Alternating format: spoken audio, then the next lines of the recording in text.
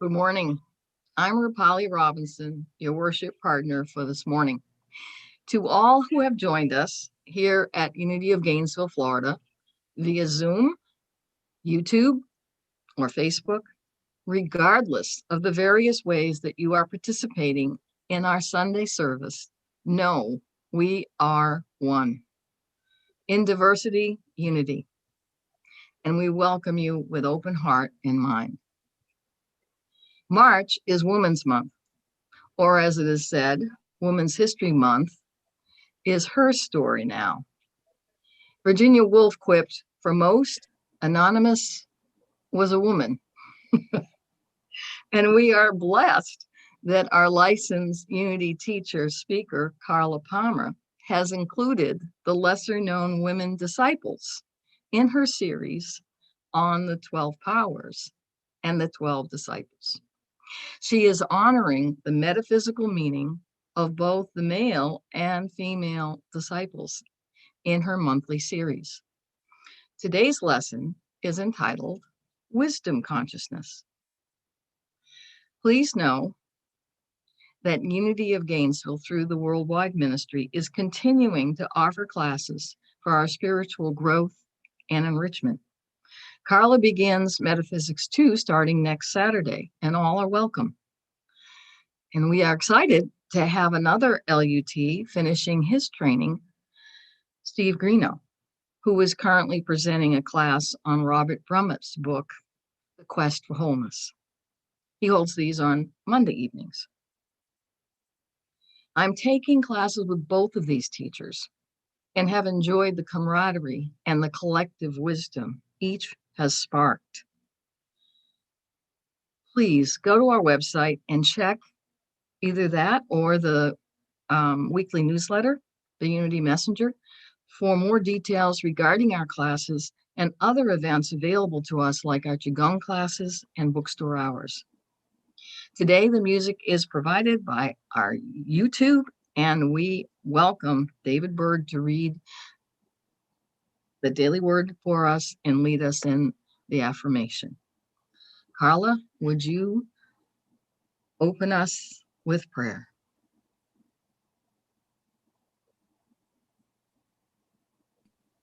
I'd love to. Thank you, Rapali, and thank you for the plug for our classes. So good morning. Let's just take a moment to kind of shake off the energy that took you all to get to this point in your day. And we're so happy to have you here. And so we can be open and receptive to the lessons, the music, and the beauty of this Unity service. So let's just lean back, take a breath together. One in spirit, one in love, one in God. We bless all those meeting this day to pause and remember our true nature. That part of God that is in every person, that spark of divinity that burns in us endlessly. Loving that we have that spark and loving all of creation, we pause in gratitude for this opportunity to gather. The theme for today is wisdom and judgment, the wisdom to see and be the truth and judge rightly. And so it is. Amen.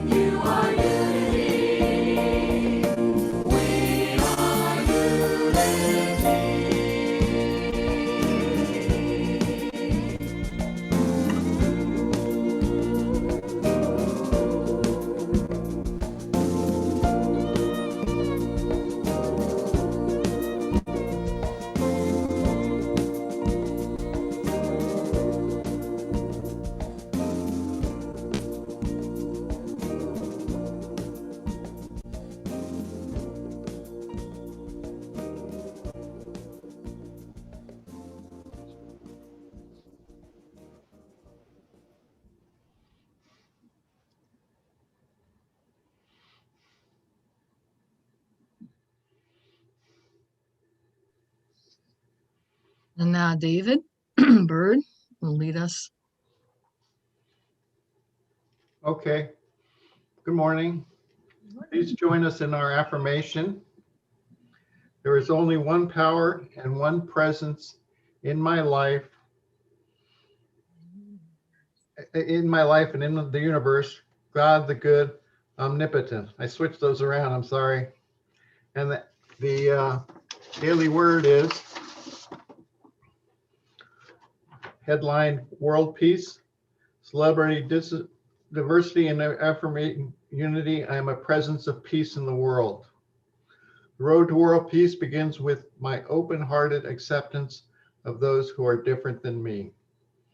The world is vast and diverse, and its people come from a variety of cultures and histories. The more I learn about those lives who differ from me, the more I can appreciate their perspectives and empathize with their struggles. When I make the decision to understand others, I discover that judgment fades in the light of compassion. Today, I sow peace through my acceptance and understanding. Peace in the world grows as I join my brothers and sisters in celebrating the glory of human diversity and affirming oneness in God. The scripture is from Isaiah chapter 2, verse 4. Nation shall not lift up sword against nation, neither shall they learn war anymore. Amen.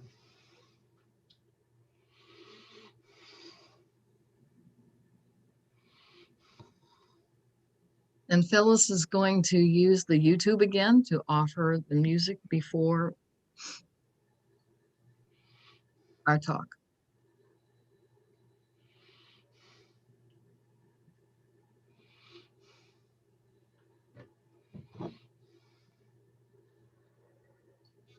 I always know what I need to know when I need to know it. And every time I forget that so, the universe will show it. There seems to be a plan that works, and there's no way I can blow it. 'Cause I always know what I need to know when I need to know it. How does the mighty oak tree face the changes autumn brings? Well, he doesn't worry if he'll grow new leaves when it is spring. Let me be that trusting, let me let go, and know the buds are on their way, though I'm naked in the snow. 'Cause I always know what I need to know when I need to know it. And every time I forget that so, the universe will show it. There seems to be a plan that works, and there's no way I can blow it. 'Cause I always know what I need to know when I need to know it. How does the tiny robin feel when she finally leaves the nest? Well, she takes a giant leap of faith and lets nature do the rest. Let me be that faithful, let me dare to fly. Though my wings are frail, I will not fail, and there's a simple reason why. 'Cause I always know what I need to know when I need to know it. And every time I forget that so, the universe will show it. There seems to be a plan that works, and there's no way I can blow it. 'Cause I always know what I need to know when I need to know it. There's a power in the universe greater than just me, and it works a million miracles when I let it be. 'Cause I always know what I need to know when I need to know it. And every time I forget that so, the universe will show it. There seems to be a plan that works, and there's no way I can blow it. 'Cause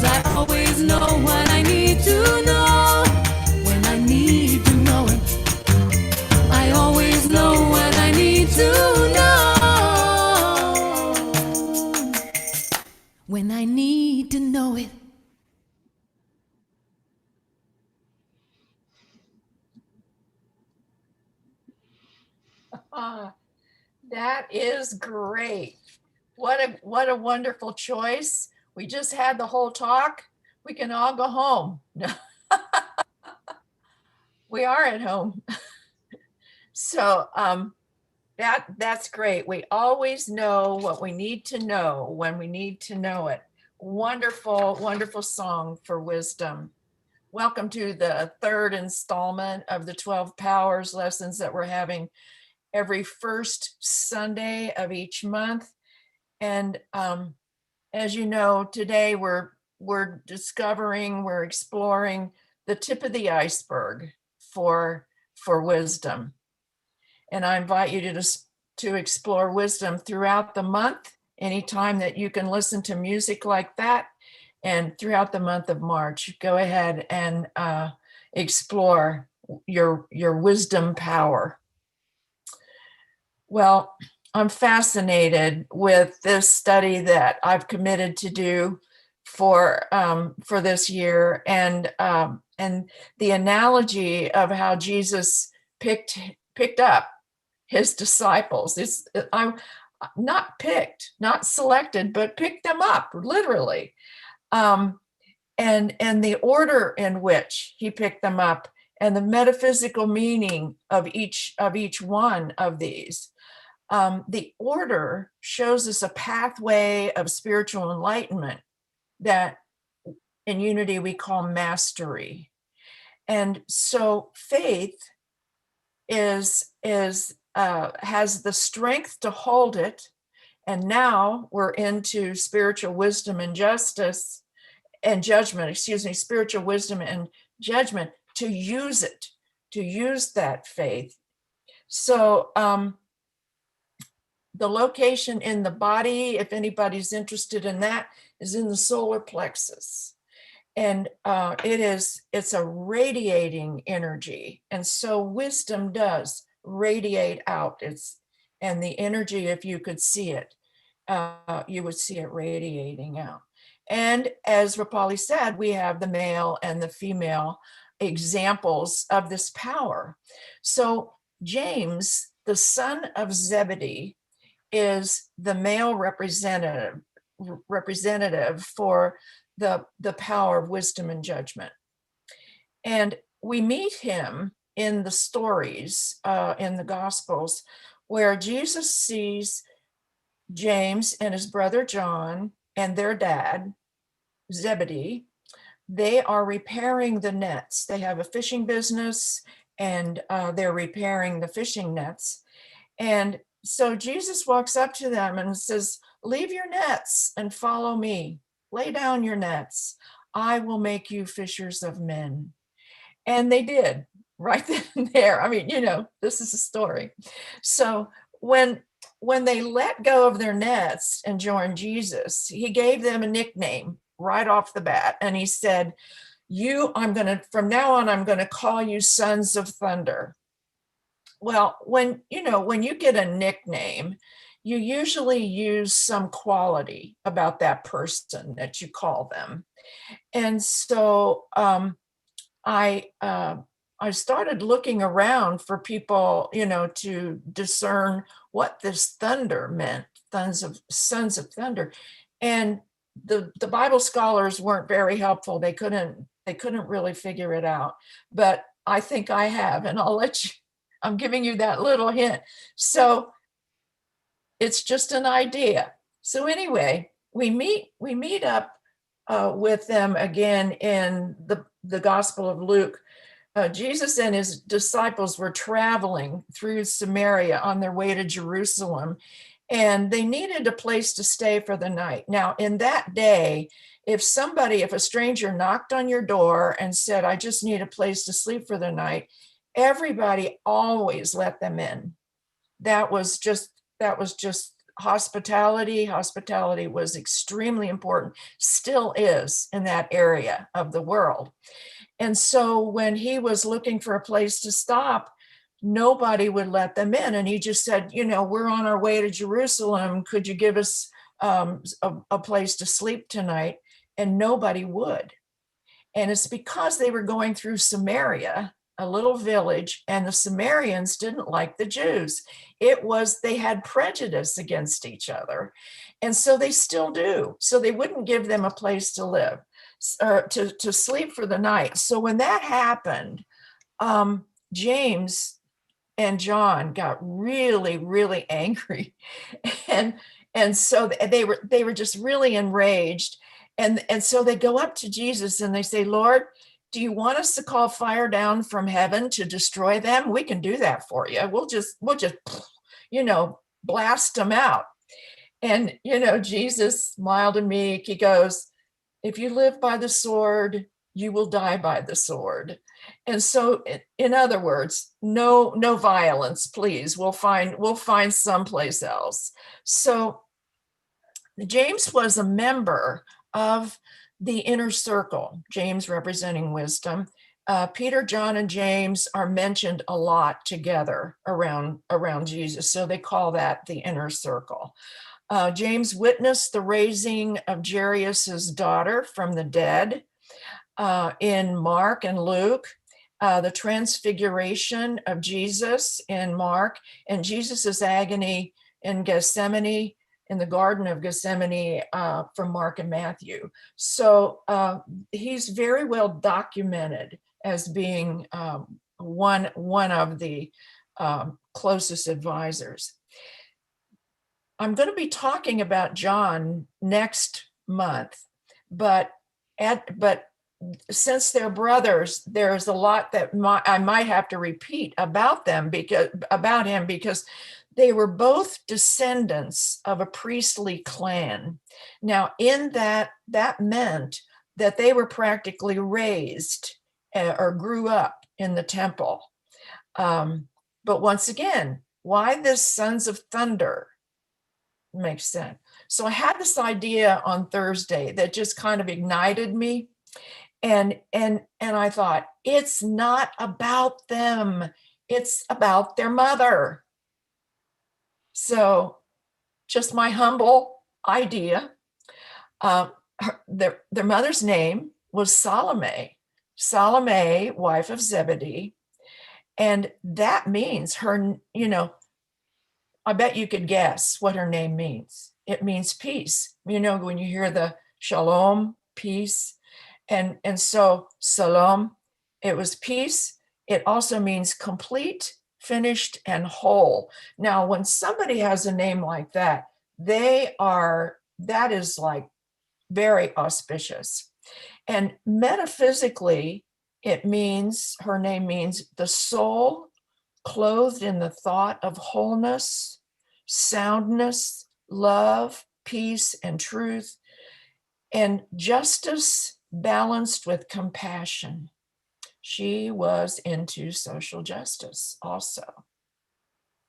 So she was also a disciple of Jesus. In that day, Jesus had lots of female disciples as well as males. And like the other disciples, she believed that the Messianic age was about to begin. And they believed that this was going to be an earthly government that would be run by Jews, and that and their religion would also be the state religion, and that Jesus would be the king, or the ruler of this new age. And then I started to kind of laugh to myself, because I thought maybe that's why I used to, whenever I would read the Gospels and the disciples were saying, tell us again about the kingdom of heaven. And I thought, didn't they get it the first time at the Sermon on the Mount? Didn't they get this? But, they believed that it was going to be a real government. And Jesus kept saying to them, the kingdom of heaven is as close as your hands and feet. You are standing in it. You are in it. It is within you. And so no wonder they kept asking him to tell me again about the kingdom, because they were confused. But anyway, the Zebedees raised their sons to love God. They were overjoyed that Jesus chose James and John to be his disciples. Salome is actually on Roman record that she gave money to support Jesus's ministry.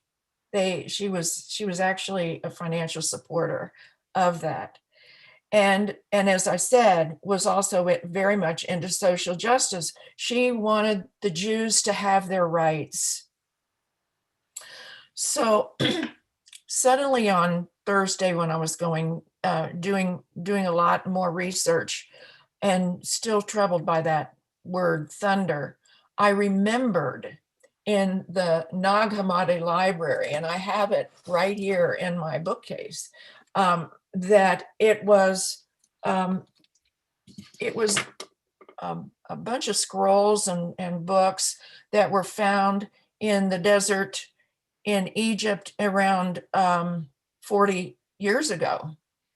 And so in it is this book called Thunder, Perfect Mind. And I had used this for another course that I taught one time, just as an example of wisdom theory or wisdom philosophy. And so I remembered that, and so I read the whole thing again. And I thought, gee, the first time I read this, I don't think I got the full meaning of it, because when I read it again on Thursday, it is all about oneness. It's a philosophy on oneness and singularity. If you didn't know any different, you would think it was unity. It was unity philosophy. So this was at a time when the philosophy of duality was coming into vogue, and this philosophy of singularity or oneness was losing favor.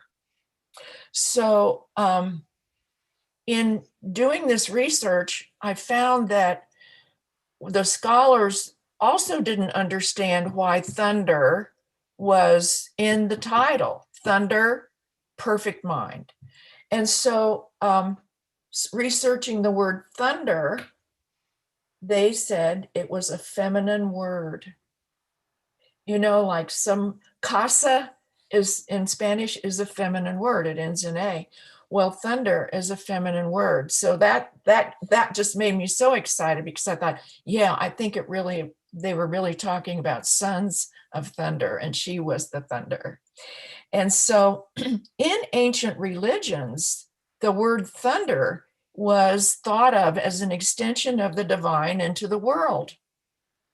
Don't we believe that in unity? The active, intelligent element in all things. Don't we believe that in unity? What we call divine mind in unity. The eminence of the divine in all life and all aspects of the world. There is only God, right? That's the first of our 5 unity principles. The eminence of the divine in all life and all aspects of the world, the way to true life, the power above perfect mind. So all of these things are what thunder was supposed to represent. So I think that might be why Jesus called them sons of thunder, because she was the thunder. But remember, Bible stories are all about you and me. When you point like this, you've got 4 of them pointing back, right? And so in Mark, in the 10th chapter of Mark, James and John's mother, Salome, is in a story, and it's really fun. She goes up to Jesus, and she said, "Look, I want to talk to you about something about my kids." I'm paraphrasing, right? And she says, John and James, now when you are the king of the Jewish kingdom, I want you to have one on your right hand and one on your left hand of where you sit when you are up there on your throne, because I want them to have really good jobs in the government and be affluent and all of that. She called it one at his right hand and left in his future glory. Jesus is looking at her and he goes, I don't think that that's mine to grant. And they were like talking about two different things. She was talking about an earthly government, and he's talking about a spiritual consciousness. And so they had that talk. And so I can see that, you know, those of you who are mothers, you want your children to have a good job. You want, you want them, and you get what? You get a lot of social standing. Say, my son, the doctor, my son, the lawyer, my daughter, the lawyer, my daughter, the physicist, or something like that. And so it's kind of a cool, I thought it was really funny. It was a funny story. But we know that unity teaches that whatever's reported of Jesus can be replicated in us, right? In the 14th chapter of John, it says, Jesus is saying, these things that I do, you can do also. And so what he experienced in his consciousness we can experience in ours. So Salome learned then about wisdom. She learned to be centered. She chose wisdom over social status when she let her sons go and follow him. She called them the chosen ones, her sons, and they had to choose for themselves, didn't they? And not destroy. She had to release them to find their way without her help. It's really hard sometimes as a parent not to get in there and try to help. So the last time that she's mentioned, I believe, is at the cross, when all the women disciples showed up to be with Jesus, but where were the males? They were not there. They had all run because they were afraid to be associated with what was going on. And so they showed their spiritual strength in being there with him. So wisdom, judgment, they kind of want to call it wisdom / judgment. And it's not that you're going to go out and judge people. It means you're going to judge your own decisions. You're going to choose wisely. So Richard Rohr writes, wisdom is more than intelligence, knowledge, and facts or information. Wisdom is more synthesis than analysis. So it means wisdom puts things together, doesn't take them apart. It's more paradoxical than linear. Holding two contradictory statements in one sentence is very paradoxical, but we have to learn to do that on our spiritual path. And then he says, it's more of a dance than a march. I love that. It's a knowing. And so the song about knowing is just perfect, Phyllis, that you chose. So what are some of the ways of knowing? Intellect, that's the least spiritual of all. It doesn't help you grow spiritually. Imagination is more important than knowledge. Do y'all know who said that, right? It was Einstein. And so we go to will, the will or the volition of making a choice. It comes from experiencing the consequences of choices. Wow, every time I put my hand on that burner, I get burned. I'm not going to do that anymore. That's what that means. We get to choose, but we don't get to choose what the consequences are. And then another one is emotion, the emotion of empathy. You see somebody at the grocery store with lots of kids, and they all want this and they all want that, and you know that you're not going to go up and talk to them about parenting, are you? You're going to say, hey, how you doing? How's your day going? Look at these wonderful children. It's the empathy. It's the empathy, and that's the wisdom. You don't want to make their day harder for them. And then we learn wisdom through the senses. We have the wisdom. We know what watermelon tastes like. We can't read it in a book to understand what it tastes like. And then my favorite, when you gaze into the eyes of a baby, just try it, the senses. Love starts leaking out through your eyes. When you gaze into the eyes of a baby, you feel it come up and out. Okay, that is another way of gaining wisdom, is through the senses. And then images is probably the best way.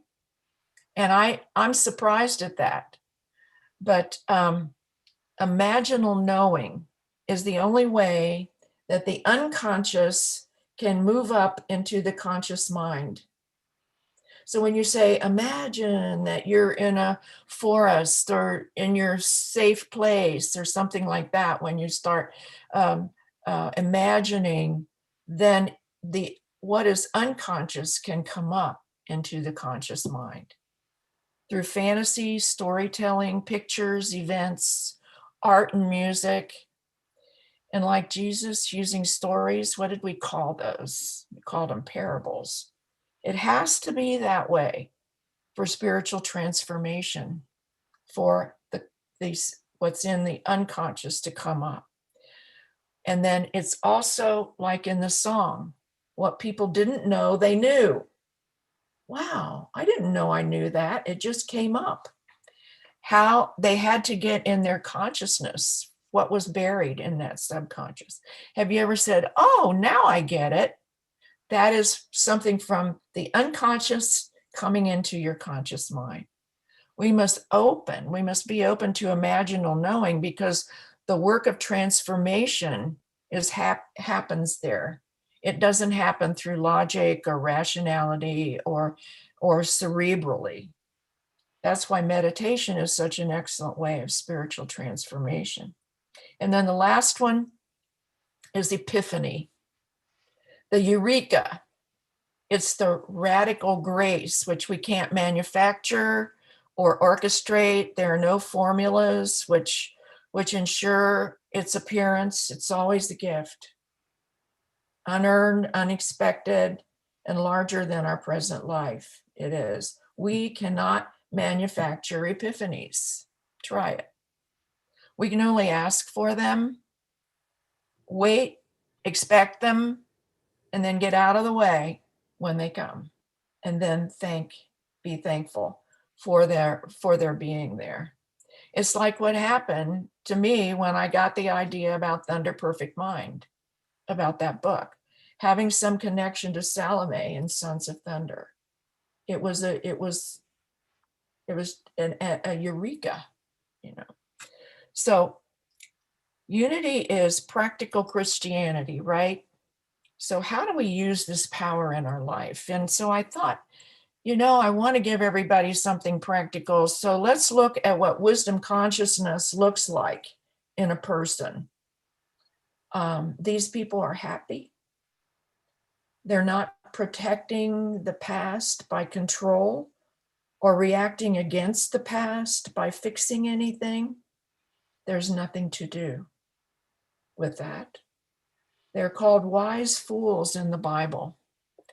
Paul, when he wrote his first letter to the Corinthians, said in chapter 3, he said, let no one deceive himself.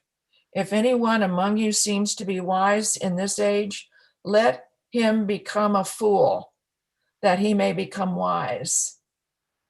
And he was quoting a verse from the Hebrew Bible, Proverbs 3, verses 7. It said, do not be wise in your own eyes.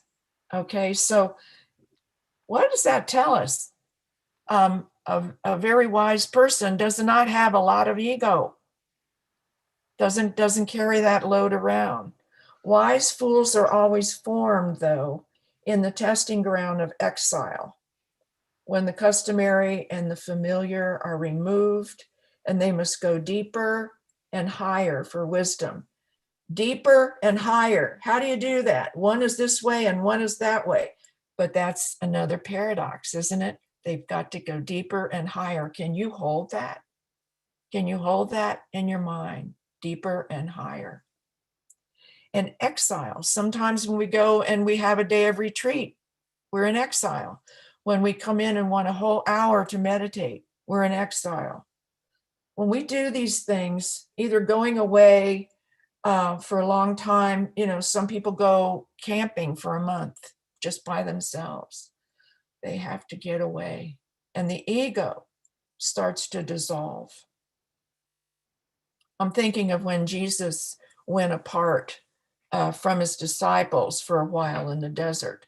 And there are similar stories told about how the Buddha did that as well. And so, and then they talk about the temptations and that they had and all that. These temptations are of the ego. Both of them had to let go. But it dissolves when you're in meditation. It's not that you have to come up to it and knock on a door and say, okay, get out. That isn't going to work. So when they come back, they no longer fit or belong among their own. And people will say, you're not acting like yourself. Have you ever had a spiritual experience? And then sometimes your family will say, you're weird. You're not acting normally. What's wrong with you? That kind of thing. Yet paradoxically, they alone can point the way to the promised land, like Moses did. Moses went up on the mountain for 40 days and came back with the 10 Commandments. So conventional wisdom is inadequate for them. Well, everybody knows, everybody believes this, even if widely held by good people, conventional wisdom. For instance, Nelson Mandela was in prison for 27 years, exile, for teaching social justice in South Africa, going against the conventional wisdom of apartheid. That was the conventional wisdom at the time. And then becoming the first president of that new order of government. It was a democracy. Amazing. There are two paths enabling us. Someone said once that there are two paths enabling us to move forward toward wisdom. And in the song, it's probably a woman, okay? And a radical journey inward through prayer and meditation, or a radical journey outward to commitment to social justice, social issues time. So it's either deeply, deeply in or deeply, deeply out. So the holy fool is the consciousness that knows their dignity and therefore does not have to polish or protect it. It's the person who has true authority and does not have to defend it or anyone else's authority. They have experienced truth. And then they say, so what? It's no big deal. They don't have that ego. So in conclusion, from this talk on wisdom, I'd like to read you a part of a poem that came to mind also. And it goes like this. Day after day, alone on a hill, the man with the foolish grin is keeping perfectly still, but nobody wants to know him. They can see he's just a fool, and he never gives an answer. But the fool on the hill sees the sun going down, and the eyes in his head see the world spinning round. Well on the way, head in a cloud, the man of 1,000 voices talking perfectly loud, but nobody ever hears him or the sound he appears to make, and he never seems to notice. Wisdom is calling you to be the fool on the hill. and so it is. Amen.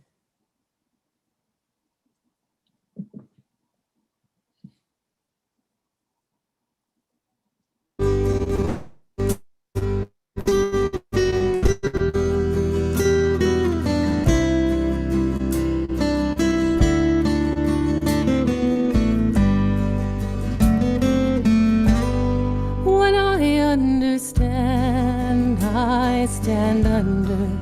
When I stand under, I support. When I support, I lift up. When I lift up, I raise. And when I raise, I praise. And when I praise, I encourage. When I encourage, I strengthen. When I strengthen, I empower. And when I empower, I release. And when I release, I let go. And when I let go, I let God. And when I let God, I understand. Yes, I understand.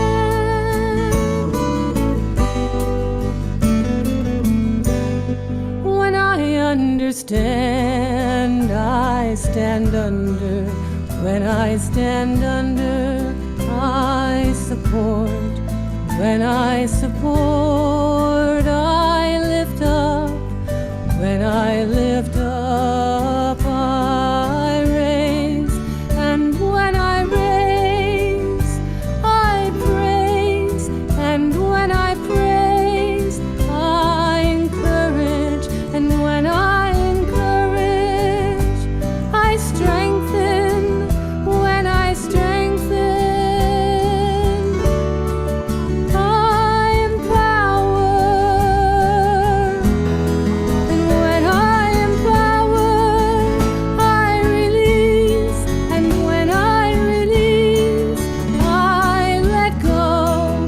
And when I let go, I let God. And when I let God, I understand. Yes, I understand. Yes, I understand. Yes, I understand.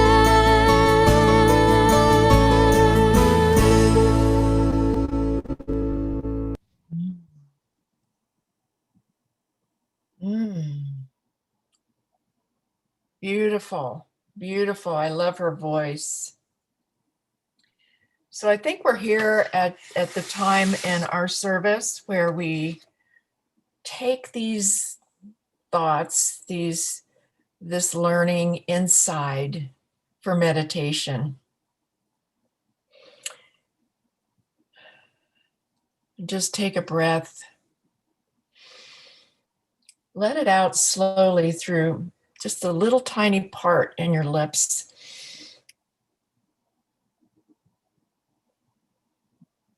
And as you do that, you feel the body just relax. And may the words that I speak be those of your own heart.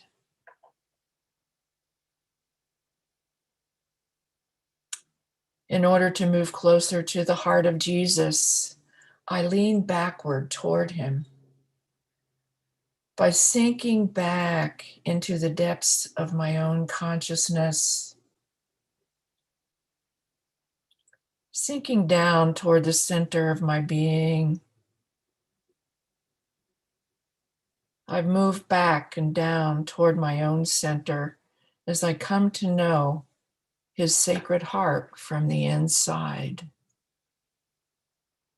Leaning against,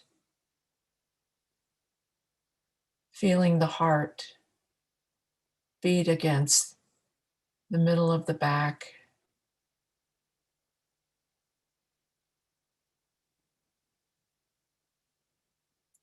feeling this love and warmth.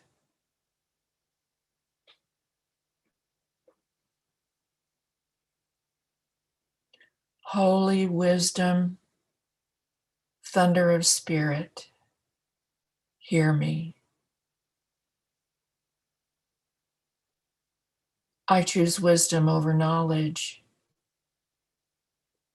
I choose to apply what I know so that I may be a beacon of light in the world. I am the light of the world.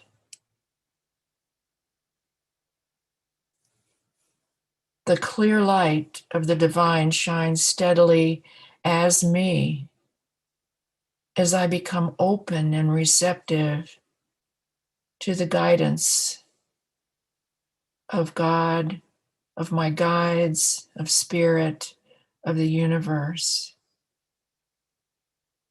I am open and receptive to guidance. I listen to my inner voice that brings me wisdom and truth.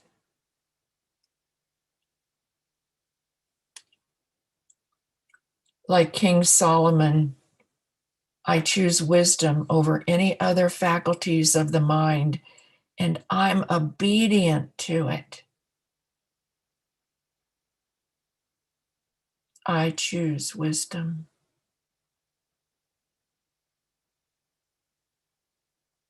And this pure knowing that comes by igniting my inner light, I hold steadily to the Lord of my being as my supreme guide in the silence of this moment.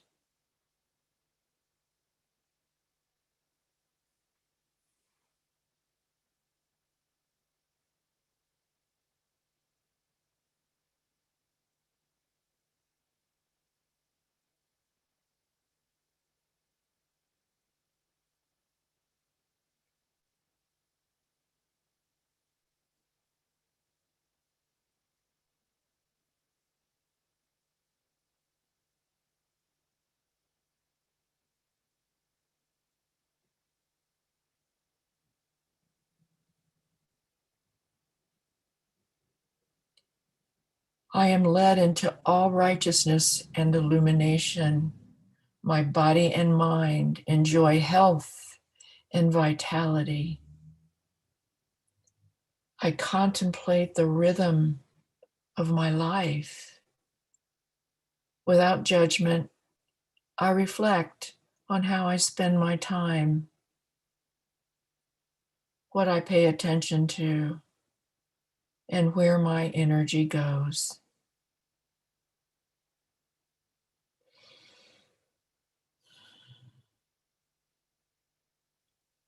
I seek balance between work and rest, solitude and community.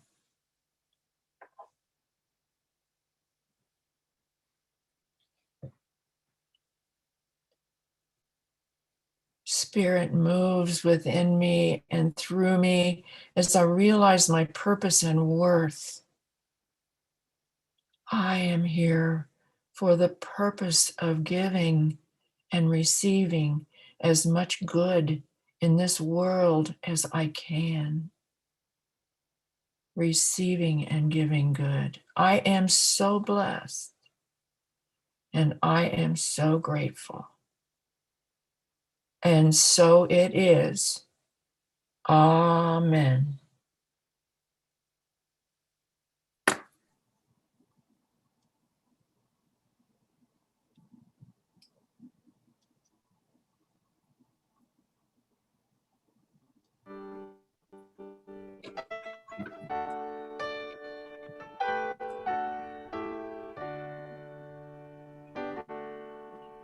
Love is my decision.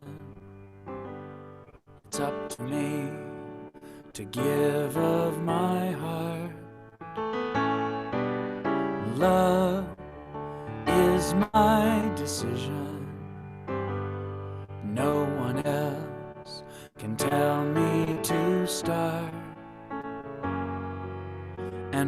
once I decide to change my mind, God will show me how.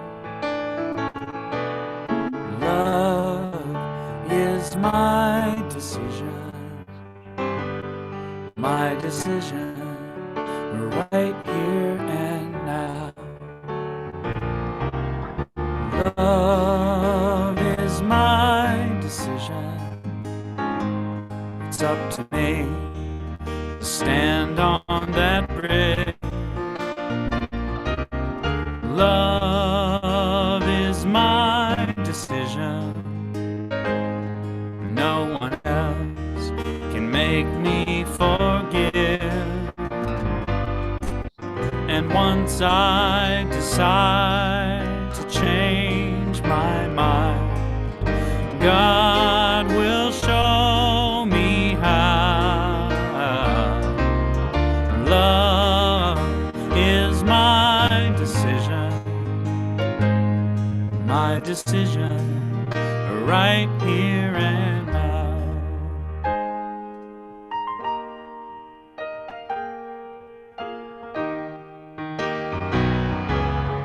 Love is my decision. It's up to me to dance down the road.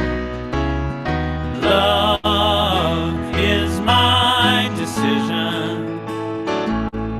No one else can lighten my load. And once I decide to change my mind, God will show me how. Love is my decision right here and now. Love is my decision. It's up to me to dance down the road. Love is my decision. No one else can lighten my load. And once I decide to change my mind, God will show me how. Love is my decision right here and now. My decision right here and now.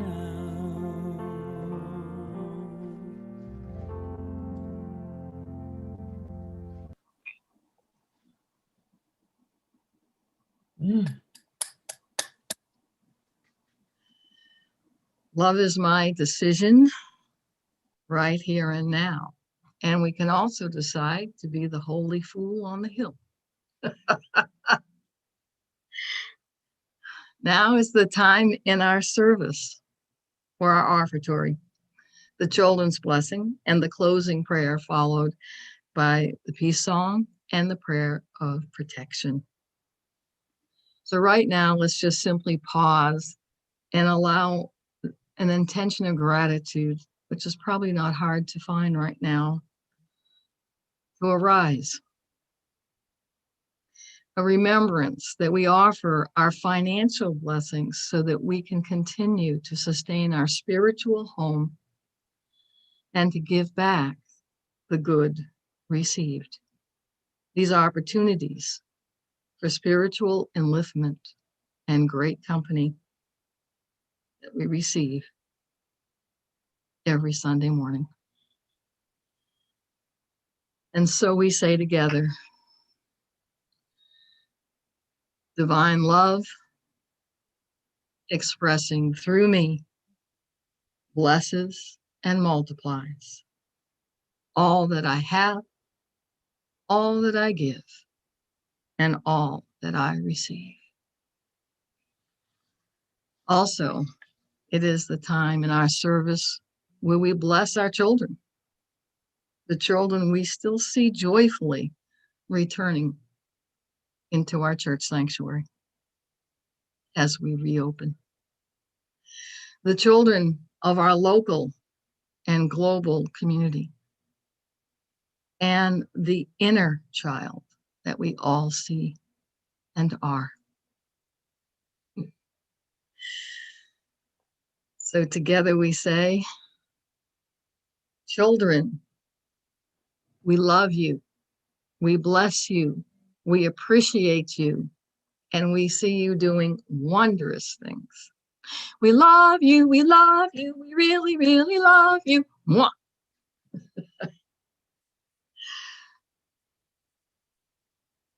And now, just rest in that heart space. There in that inner sanctuary,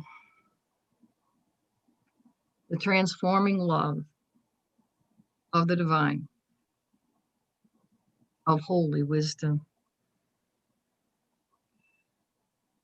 Refreshed in mind, restored in body, and renewed in spirit, there is an acceptance of that holy fool, the wisdom of James and of his mother Salome, which reside within us, available to us whenever we seek it. Our unity with divine wisdom is affirmed, and our divinity is celebrated, creating peace within beyond any human limitation, radiating in ripples that can touch our lives, all those in our life, and those in the world that we know works for everyone. And so it is.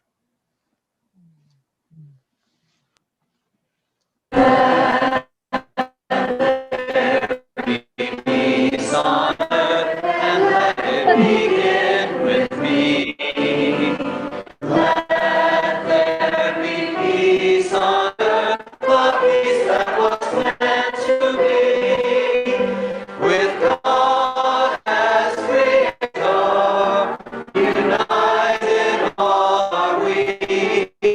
Let us walk with each other in perfect harmony. Let peace begin with me. Let this be the moment now. With every step I take, let this be my joyous vow. To take each moment and live each moment in peace eternally. Let there be peace on earth, and let it begin with me.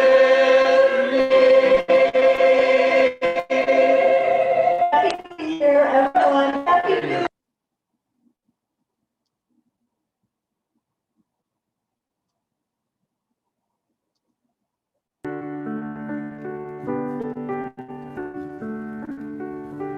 The light of God surrounds you. The love of God enfolds you. The power of God protects you. And the presence of God is over you. Wherever you are, God is and all is well.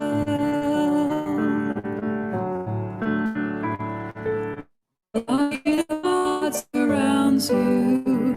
The love of God enfolds you.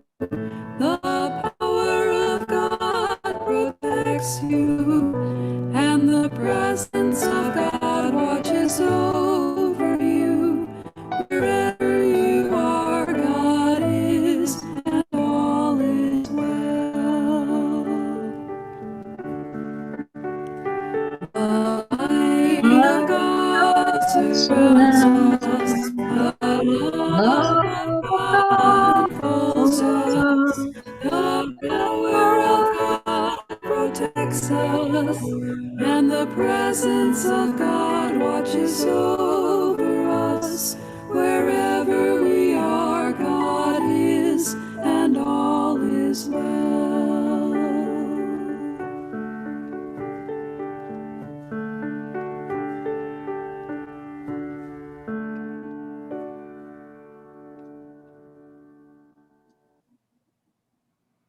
So now we can just rest a while if we wish and share.